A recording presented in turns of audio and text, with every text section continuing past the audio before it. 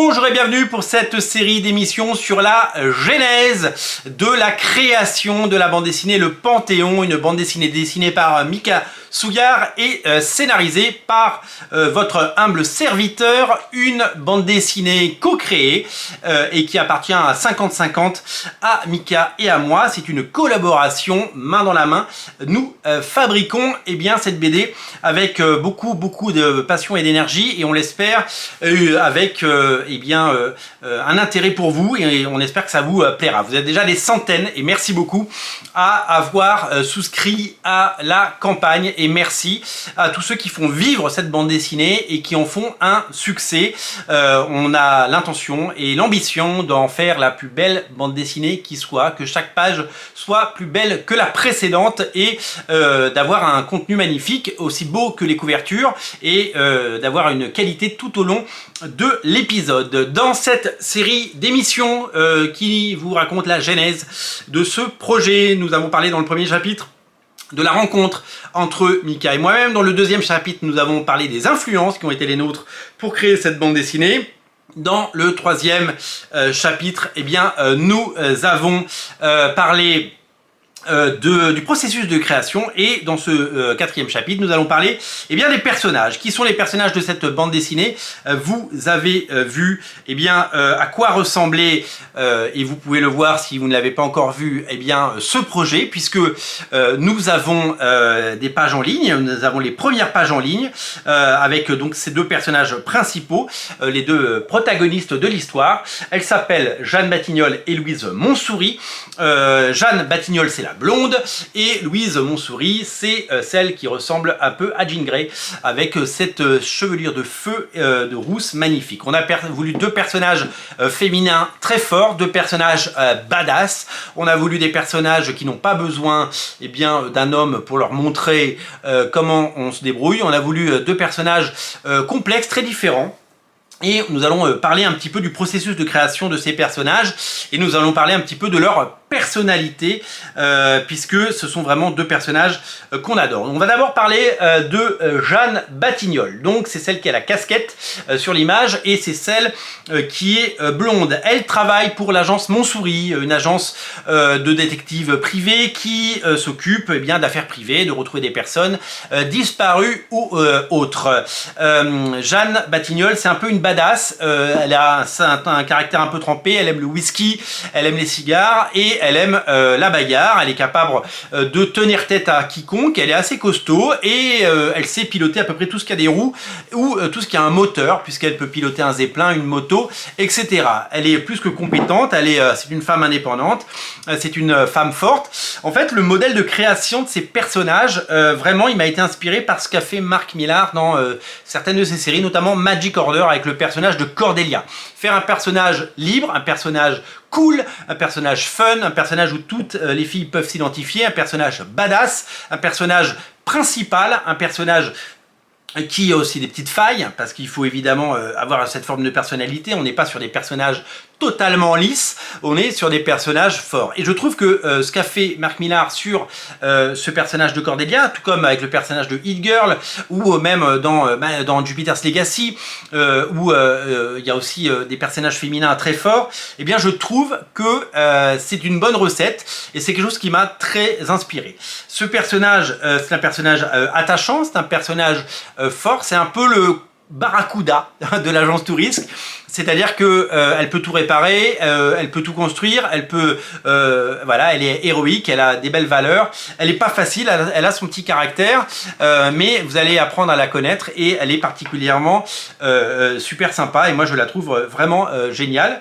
Ensuite, le personnage de Louise Montsouris, je vous l'ai dit tout à l'heure, l'agence s'appelle Montsouris, c'est parce que le mari de Louise Montsouris, qui s'appelle Jacob Montsouris, possède cette agence. Au début de l'histoire, vous l'avez peut-être lu dans les pages qui sont sur Ulule, Louise demande de l'aide à Jeanne parce que son mari a disparu. Et donc, comme son mari, c'est le patron de Jeanne, comme son mari est disparu, Louise devient la patronne. Et comme elle est plutôt bourgeoise, plutôt précieuse, plutôt bien apprêtée, avec des belles robes, un joli petit parapluie, une belle ombrelle, eh bien, elle est un petit peu plus raffinée, si vous voulez. Elle a besoin d'aide parce qu'elle ne sait plus comment trouver son mari, elle ne sait pas où il est, elle est très inquiète. Et elle a besoin d'aide, tout simplement. Et donc, ce duo un peu improbable, l'autre, eh ben, comme c'est sa patronne, eh ben, elle la suit. On va apprendre à les connaître, elles vont apprendre à se connaître et elles vont devoir, évidemment, donc il va y avoir des moments clés dans l'histoire où vous allez voir, elles vont créer un lien, parce que pour le début, les premières pages, il n'y a pas spécialement de lien, il y a juste un rapport de hiérarchie. Eh bien, elles vont apprendre à travailler ensemble, elles vont apprendre à s'apprécier peut-être, et elles vont apprendre à évidemment à exister et apprendre à créer ce duo qu'on a voulu.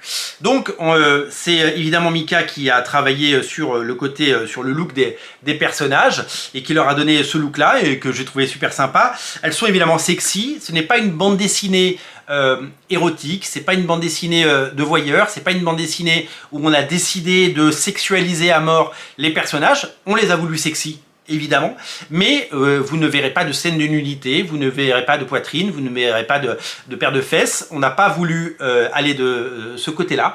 Et en fait, j'ai lu une interview de Joey Benitez, on adore Lady Mechanika, et vous le savez que le Panthéon puise une partie de son inspiration dans Lady Mechanika, pour le côté un peu steampunk. Et il a dit, mon personnage, c'est un personnage sexy, mais vous ne la verrez jamais toute nue. Et j'ai trouvé ça super, parce que Lady Mechanika, elle n'a pas besoin, entre guillemets. Et dans les années 80 ou 90, on aurait fait des personnages hyper sexualisés, il y aurait eu des scènes de nudité, il y aurait eu des scènes comme ça. Alors, il y a un côté sexy, il y a une scène, vous la voyez, où Jeanne sort de la douche, mais on ne voit rien, on ne veut pas montrer ça. Ce n'est pas le sujet de la bande dessinée. Ce sont des personnages féminins forts, on veut que ce soit joli, on veut que les personnages soient sexy, mais on ne va pas montrer des choses qu'on n'a pas envie de montrer. Voilà, des choses qui ne seraient pas l'intention de la bande dessinée. Donc ça, c'est très important. Donc, on a Jeanne Batignolles d'un côté, on a Louise Montsouris de l'autre. On a ce personnage mystérieux de Jacob Montsouris qu'on n'a pas encore vu, vous ne l'avez pas encore vu. Est-ce qu'on le verra? Eh ben, vous le découvrirez en lisant la bande dessinée, bien entendu. Et on a un autre personnage, alors il y a plein d'autres personnages secondaires qui vont faire leur apparition dans les différentes pages, ça vous le verrez. Mais on a d'autres personnages, et je peux déjà vous citer le nom d'un personnage que j'ai créé pour cette histoire. Pour trouver un nom super cool, le personnage s'appelle Hercule Belleville.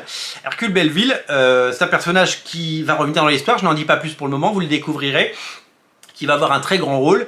Et comme vous êtes malin, vous avez compris que y a Jeanne Batignolles, Louise Montsouris, Hector Belleville, ce sont des quartiers de Paris. Parce que Paris est au cœur de ce récit et que Paris, c'est un personnage important. Je voulais la Tour Eiffel, je veux les monuments, il y aura le Père-Lachaise, il y aura le Sacré-Cœur, il y aura les grands boulevards, il y aura les immeubles haussmanniens, il y aura le pont Alexandre III, il y aura la place de la Concorde, il y aura les Champs-Élysées, il y aura l'Arc de Triomphe, il y aura évidemment tous les lieux iconiques de Paris dans cette bande dessinée. Et donc Batignolles, c'est le quartier des Batignolles, bien entendu, qu'on connaît bien. J'y ai habité il y a très longtemps, plus de 20 ans. Il y a Montsouris, il y a le parc Montsouris dans le 14e que vous connaissez peut-être. Il y a Belleville, qui est ce quartier que vous connaissez peut-être au nord-est de Paris. Si vous avez vu la série d'Argent et de Sang, vous savez que Belleville est un quartier populaire, mais diablement sympathique. Voilà, donc je trouve sympa d'avoir ces noms-là. Pour tout vous dire, le nom de Hector Belleville, de Hercule Belleville, pardon, je l'ai trouvé, l'orthographe n'est pas le même, je l'ai trouvé sur une tombe à à Londres. J'ai trouvé sur en fait, je vais beaucoup, soit dans les cimetières, soit je regarde beaucoup les noms des rues, etc. parce que j'ai envie d'être inspiré par des choses réelles.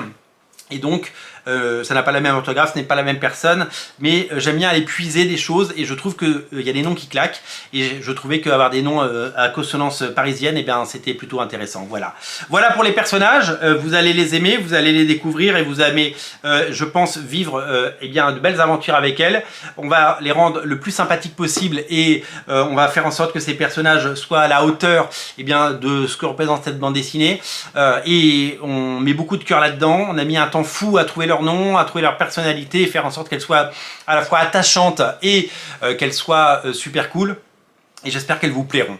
Je vous invite évidemment, si vous ne l'avez pas encore fait, à précommander ces albums dans le lien dans le descriptif de la vidéo pour faire ça. Je vous invite évidemment, si vous ne l'avez pas encore fait, à partager sur vos réseaux sociaux, Facebook, YouTube, si vous avez une chaîne, un blog, si vous avez un Twitter, si vous avez Instagram, si vous avez TikTok, eh bien partagez le lien et faites du bruit autour de cette bande dessinée parce qu'elle va grandir grâce à vous.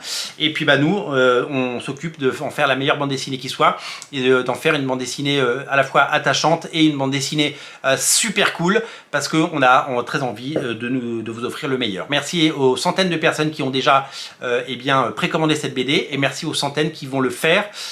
Et on se reparle très bientôt pour parler de la genèse de ce titre sous un nouvel angle pour pouvoir évidemment vous continuer à vous faire partager tout le processus de création et comment on a fait que cette BD soit devant vous dans cette campagne afin qu'elle existe pour le plus grand nombre. Merci à tous et on se reparle très très vite. Je vous mets le lien en descriptif de la vidéo. Allez voir les pages, elles sont magnifiques. Et si vous n'avez pas encore craqué pour le Panthéon, je vous invite à le faire. Salut!